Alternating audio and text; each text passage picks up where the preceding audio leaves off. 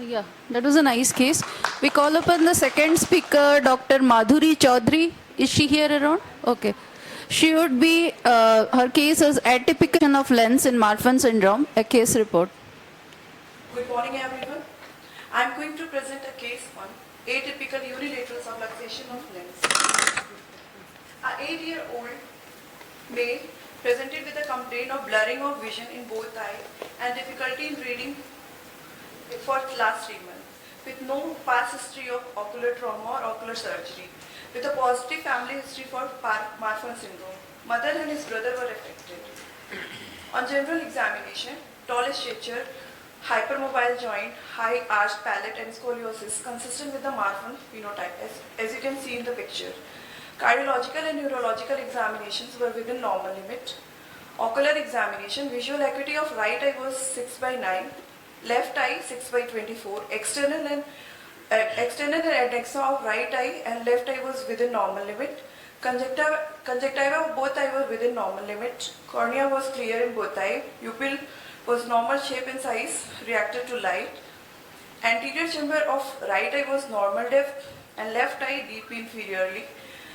In right eye, lens was clear and normal in position, while in left eye, mild decentration of the lens with superior-nasal subluxation, zonular fiber appeared thin and weakened.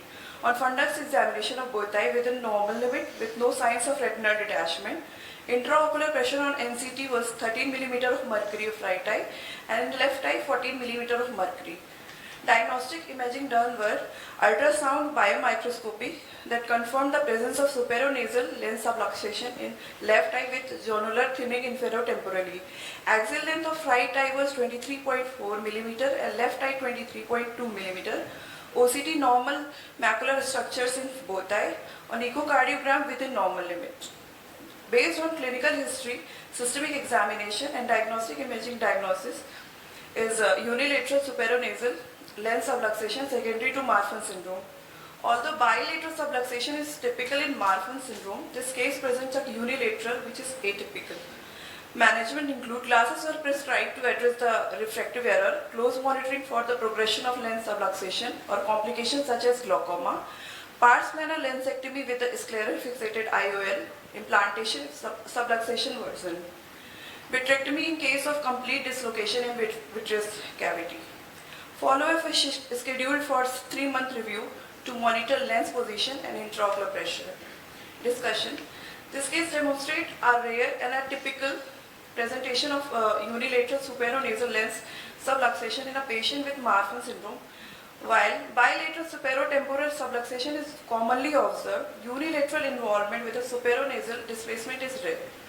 This case emphasizes the need for customized management based on the severity of lens subluxation, visual acuity and presence of complication.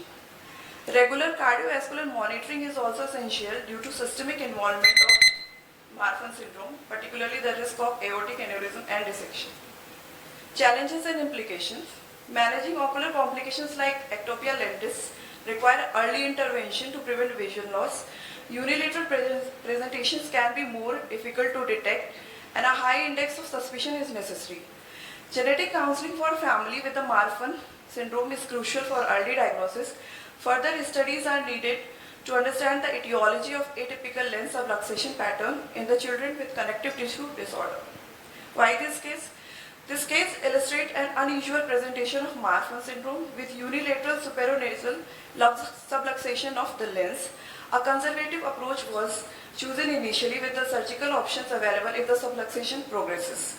This case emphasizes the importance of individualized care and multidisciplinary management in the patient with Marfan syndrome. These are my references. Thank you.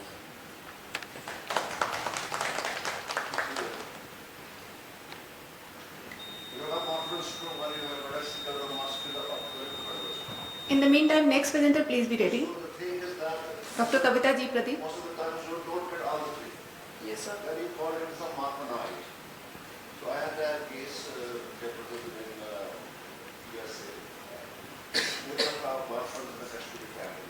So you have a Spermatozoa, you have got a thin, long person with a higher skull, a proud skull, muscle class, a long 73 girls, kind of arm, given they are. It's called as the